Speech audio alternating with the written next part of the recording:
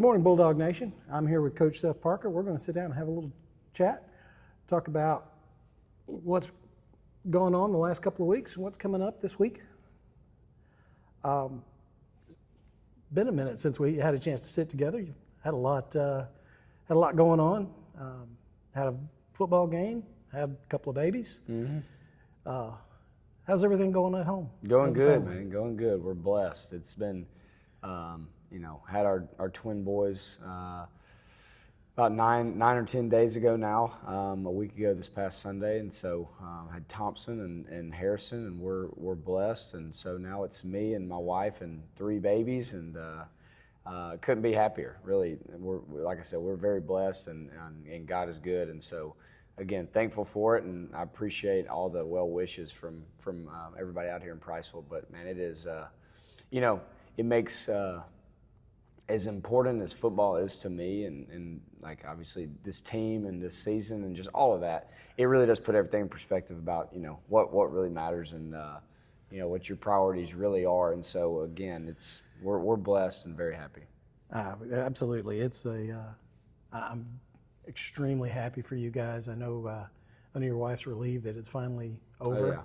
Oh yeah, and she's the toughest of all of us, and she's the best. And I think the thing that describes her the best is she's disappointed now because she's like, man, I'm not gonna be able to really come to maybe any more games, maybe the last 2 home games. So she's bummed about that, but she's gonna be listening on the radio, so she's good. But like I said, she's the toughest of us, and I'm proud of her and love her to death and appreciate her bringing 3 kids in this world for us. Well, if she needs a place to corral them, she's more than welcome to up in the press box. I appreciate it. I'll let her know. But a couple weeks ago, you get your first area win. Mm-hmm.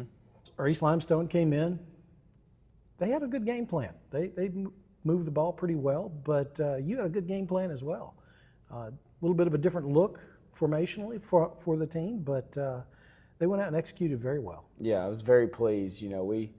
We worked on a few things over the course of really kind of 2 weeks, to be honest with you. Even back to the West Morgan week, we worked on a lot of things in practice that week that we knew we probably wouldn't show completely against West Morgan, but also the conditions of that game kind of prevented us from trying some things because you knew, with the ball being so wet, some of the things wouldn't have looked good anyway, and so.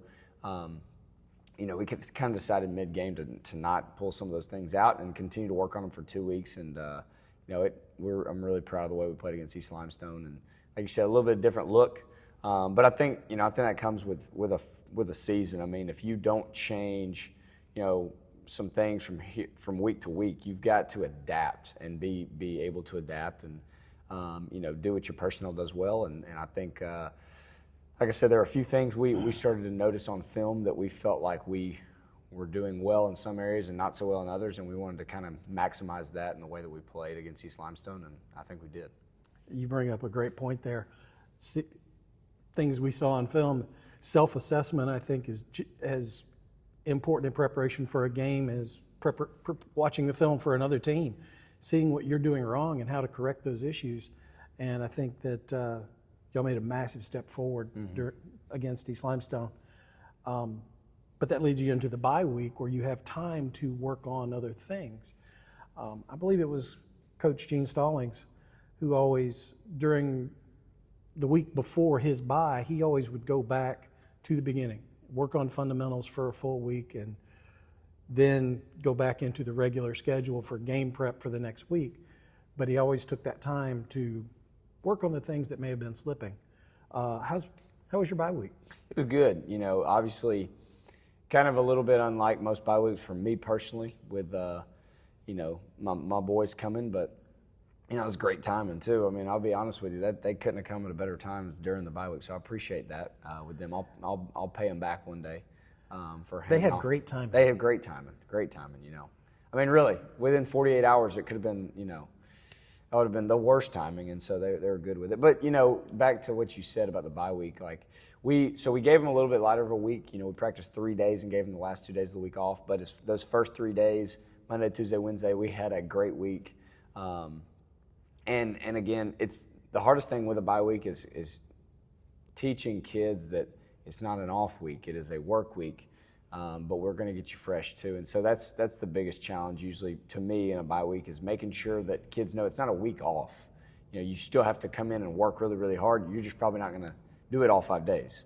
And so, like you said, back to the fundamentals and get back to self-assessment, which we have self-assessment each week, but more so in the bye week, and being able to build off some things we've done well, and look at some of the things we don't do as well, and try to get us in the best opportunities to be successful. One of the other things you kind of touched on there that's always important about a bye week is the chance to get healthier. Mm-hmm. You don't work them quite as hard. Those guys who are banged up get a chance to rest a little bit.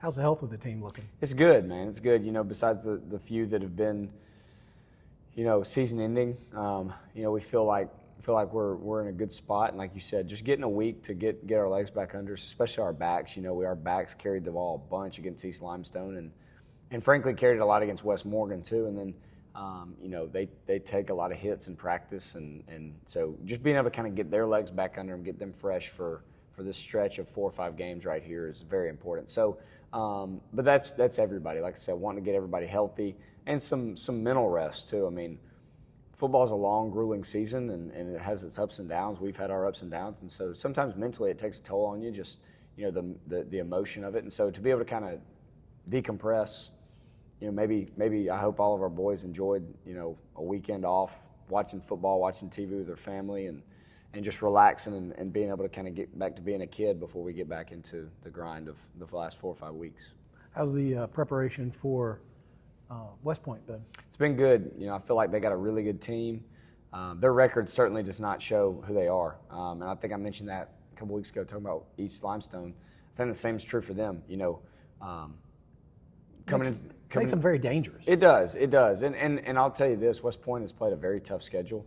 I know they're well coached. Coach McCravey over there is in his first year like I am, but I know everywhere that he's been very successful as a coordinator, and also as a position coach. So they're going to be very well coached, and they're getting better each week. I mean, if you watch them from week 1 to last week, I mean, they're right there. And truthfully, last week, they were right there on the doorstep, but then they lost in the last few minutes of the game. And so I know they're going to be hungry. They're desperate, and just like we are, though. We're 1-1 in the region, which is not a bad place to be, but we're certainly not complacent with 1 win, and 2 overall. So we're really excited about the opportunity to get back to 500 this week, but we're going to have to play well against West Point. Like I said, they're a physical team. They got some size. They have a really, really good running back, and their quarterback reminds me a lot of the kid we played from East Limestone that can extend plays and is a really good athlete and makes a lot of plays for his team. So, like I said, going to have to play really, really well at their place. And again, coming off a bye week, sometimes you are energized, but sometimes it also takes you a quarter to kind of get back into your game mode. So we're going to have to be ready from kickoff, and that's our plan. I know last week you selected Cole Olivers to be the Impact Player of the Week for his work in the East Limestone game, and he had an incredible game. He really did. I was calling his name all night on defense and on offense. He was moving some people around. Mm-hmm. Who's had a great week in practice? Who's looking like they're going to have an impact this week? Man, we've had a bunch. I've been proud of the way our linemen have kind of progressed over the last few weeks. A couple people that I've seen that have gotten so much better over the last 3 or 4 weeks. One of them, Jay Patel. Now, Jay is also our punter. He's been Special Teams Player of the Week a few times for us. We always tell him I hope he plays none as a punter. I don't ever want to. If he's a Player of the Week, it makes me mad because it means we punted too much. I always give him grief about that, but he's done a great job there. But he plays defensive end for us as well, and has gotten so much better to the point where I think he's going to be able to help us on Fridays, kind of moving the rest of the year. But the guy I'm going to brag on the most is Xavion Campbell. I mean, I know most of our fans know who he is. I've heard about him for a long time as a young kid, and of course, the other 2 backs, Bronson Carroll and Colton Madewell. But Xavion actually leads us in touchdowns on Friday nights. He's our touchdown leader. He's got a nose for the end zone. But the thing I love about Xavion is he also goes out on Monday nights and gets nearly every carry, and absolutely balls out and takes hits. He plays defense. He's going to play defense for us a lot this Friday. And he is such a great kid. He's always smiling. He's always cracking up, and it's not immaturity. It is just he is a happy-go-lucky kid, does everything you ask him to, and he's also a great player. I mean, he's a great player, and so I'm so proud of that kid, and I love coaching him every single day. Has a great attitude, no matter what, and I think you guys are going to hear his name a lot over the next 4 years. Monday night, he was an absolute beast in the second half against Russellville. And I don't say this much, but I was disappointed Monday night with the way that game went. Some of the things are out of our control. That's the only thing. That's what I'll say about it. I'll leave it at that. I don't need to go there. But yeah, I'm so proud of him. So proud of our whole team Monday night. We started really slow. We just frankly did not play well in the first half. And in a JV game with 8-minute quarters and the clock rarely stops because everybody runs the ball so much. For us to come back and have a chance to win on the last play of the game, I'm so proud of those kids. And I love our JV group, man. I tell our kids all the time, when we're able to play our JV group together, as those kids get older and grow together, I really like that group, and I'm really excited about them. Unfortunately, they've had some guys be injured this year, and so they hadn't all got to play together. A lot of them are playing up on varsity, so some of them don't play on Monday nights, and that part of it's unfortunate, but it's going to pay dividends in the long run. And like I said, I think our younger groups have laid a really good foundation for what's to come for Priceville football. Yeah, if y'all didn't come out Monday night, that was a whale of a game against Russellville. And I hope that the effort that both teams put out translates into what we see on the varsity side later this year, because that was an outstanding effort, especially in that second half after a slow start. What else would you like to say to Bulldog Nation? Yeah, I mean, we're halfway through our year. We're sitting here at 2-3, 1-1 in the region, and we've told our kids over the last couple weeks after we got a win against East Limestone. Everything we want is right here in front of us, and our support has been incredible. I mean, our homecoming environment was one of the best high school environments I've ever been in as a coach or as a player, and man, it was electric, and I'm just so thankful to be a part of this community. And I've said that so many times, but I breathe it every day, man.